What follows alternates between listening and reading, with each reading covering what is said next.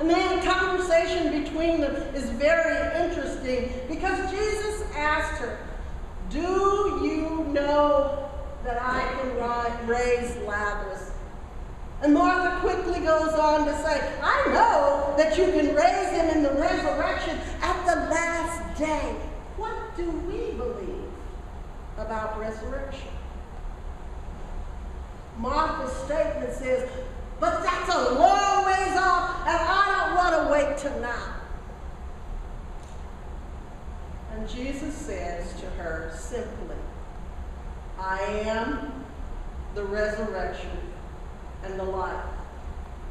And the one that believes in me will live, even though they die, and whoever dies by believing in me will never die.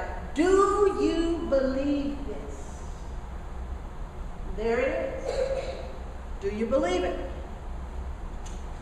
Over and over again, Jesus keeps asking that question in this passage. Do you believe that I am the resurrection and the life? Mary comes out and asks makes the same statement. If you had been here, Lazarus would not have died. There's some confusion, some misunderstanding of what Jesus is trying to say to us, to Martha, to Mary, and to the crowd that was all around them. And as she responds, "Yes, I believe that," Jesus goes on and asks her another time, "Do you believe I am the resurrection and the life?" And she turns the table, Martha does, by saying, "Yeah, I believe that you are the Messiah, the Son of God who comes into the world." But what's that got to do with Lazarus? What's that got to do with us as we face our own demise, or the demise of loved ones? Even the crowd take their chance, their swipe and their taunt at Jesus, as they say, "Look how he loved him. The one who could open the eyes of a blind man, couldn't he keep this man Lazarus alive?" What do we think about the resurrection? Jesus begins to weep. But why does he weep? Does he weep because of a world that stands in disbelief that God has the power to raise life out of dead stuff? Disbelief causes Jesus to weep. And so he asks the question, "Where have you laid him?" And as Jesus begins to help Mary and Martha in this crisis moment and says, "Roll the stone away," Martha has some objections. She protests.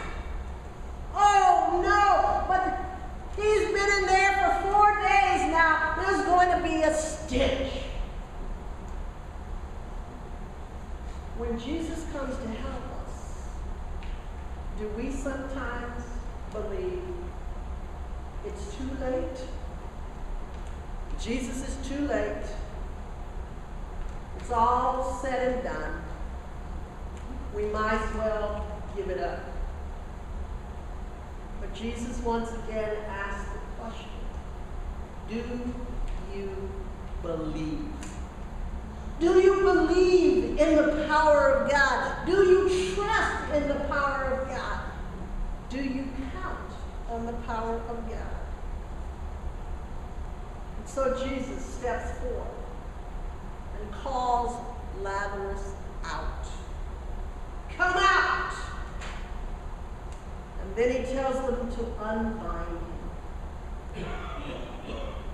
Jesus is setting an example that God has that power. But it's not just power in the afterlife. It's power in the here and in the now. Lazarus was in the here and in the now that Jesus raised him back to life. But it is this miracle that turns the story of Lazarus. We believe that the story is about Lazarus and being raised from the dead, but it's really about Jesus and his upcoming death on a cross and then laid in a tomb. As Lazarus comes out of the tomb, Jesus will enter the tomb and take its place. Jesus will enter our lives and take the sting of death away. As we get a grip on the reality of the power of God over death, we don't need to be afraid. We can commit like Thomas and say, we're going with him, even if it meant dying. When we realize God's power and we believe, we open ourselves to God, letting us out and setting us free. There's a song that says these words, I am the resurrection and the life. He who believes in me will never die. I am the resurrection and the life. He who believes in me will never die. I have come to bring the truth. I have come to bring life. I have come that you might have life. In my words, all men will come to know it is love who makes the Spirit grow. If you believe, then you shall live. This day, Jesus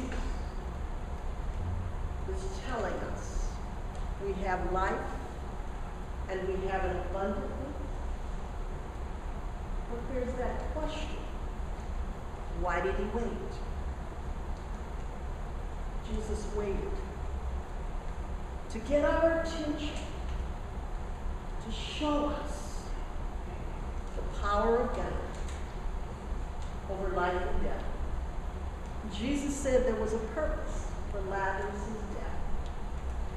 It was to show the glory of God through God and through Jesus.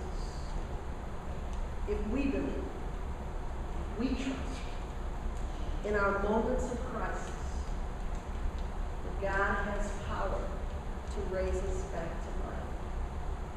It may not be in this world, but there is a world that's coming.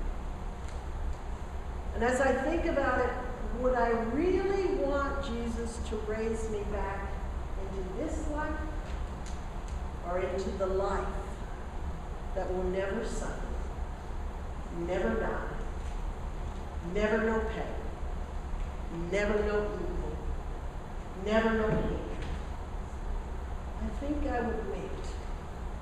I would wait for God to raise me into the new life and the new beginning.